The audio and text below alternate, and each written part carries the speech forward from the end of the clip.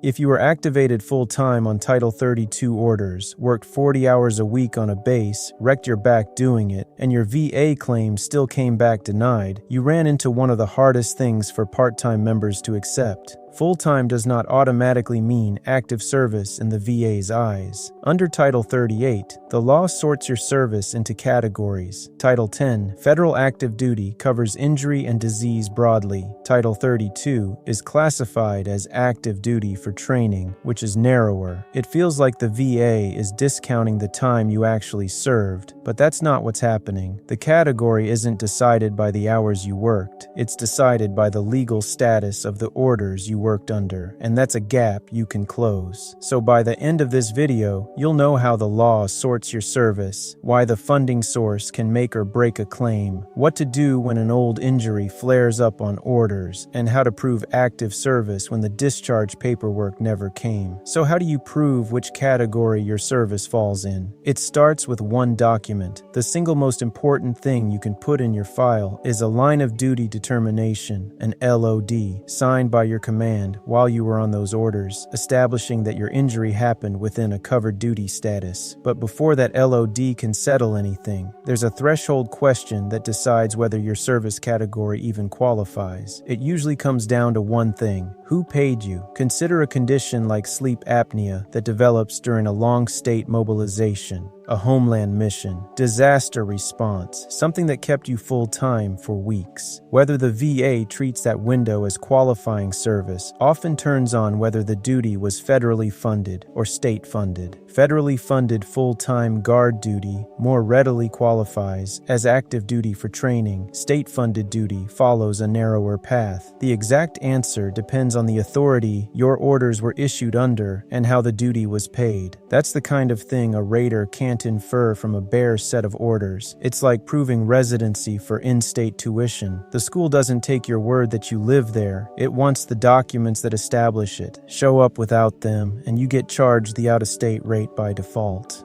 So you supply the proof instead of leaving it to interpretation. Pull the orders that show the authority and the funding source, pair them with anything documenting the length and nature of the duty, and get your line of duty determination on top of it. You're proving which category your service falls in, rather than hoping the VA guesses in your favor. Now look at what happens when an older injury flares up. Say you enter a 30-day window of orders with a minor knee problem, and heavy field work wrecks that joint by the halfway point. You file for the worsened knee, and the VA denies it, saying the condition existed before that period of service. When a condition pre-existed service, the VA won't connect it just because it got painful. Under 38 CFR 3.306, you have to show permanent worsening beyond natural progression caused by service. For guard and reserve training, that bar is harder to clear, and that's what catches people. Think of a mechanic in a leased work truck. If you return it with more wear than normal use explains, you owe for the damage, but only if there's a before and after record proving the truck got worse on your watch, beyond ordinary mileage. No baseline, no comparison, no claim. The records are everything. So you stop arguing that the knee hurts worse and start proving structural change. Get a medical opinion that compares your condition before the orders to imaging, taken during or right after them, and states plainly that your duties caused a permanent advancement of the disease, not just temporary pain. That comparison is what meets the aggravation standard. Even with clean medical evidence, a claim can stall on a paperwork gap.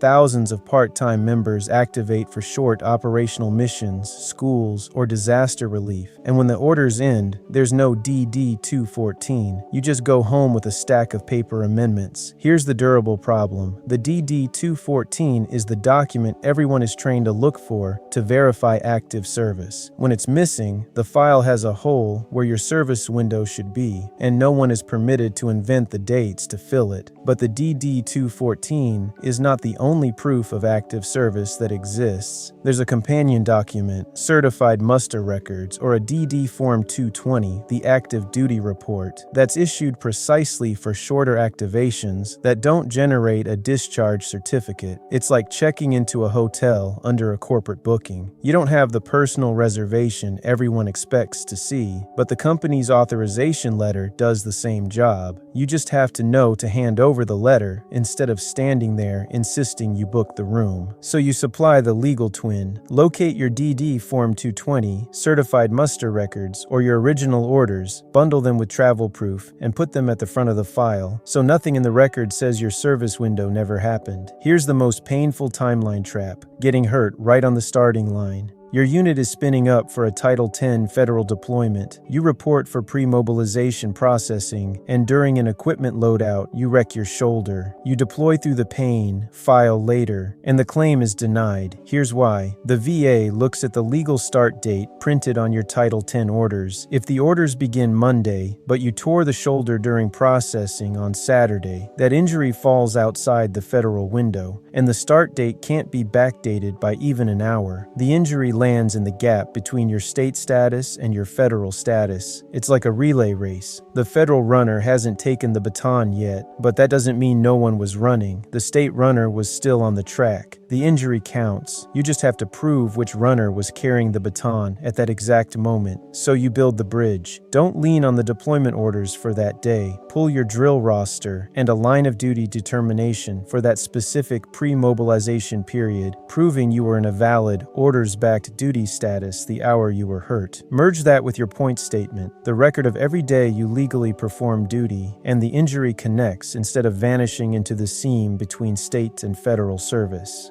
You don't have to guess which category your service falls into. We built you the activation category decoder, put in your service dates, your activation type, and your funding source, and it tells you exactly which category applies and hands you a checklist of every document you need to prove it. It's built, it's waiting, it's yours. Use it. Before we close, nothing here is a promise of any particular rating. Every claim is different. What we give you is the cleanest way we know to execute. For Guard and Reserve, women veterans, step-by-step, or benefits news, subscribe to the channel that fits your fight. But what if you can't get a line of duty determination? What if your command won't sign one, or the records are gone? In the next video, we show you how to prove your injury without an LOD, and the documents that work instead. Unlock your file, claim your status,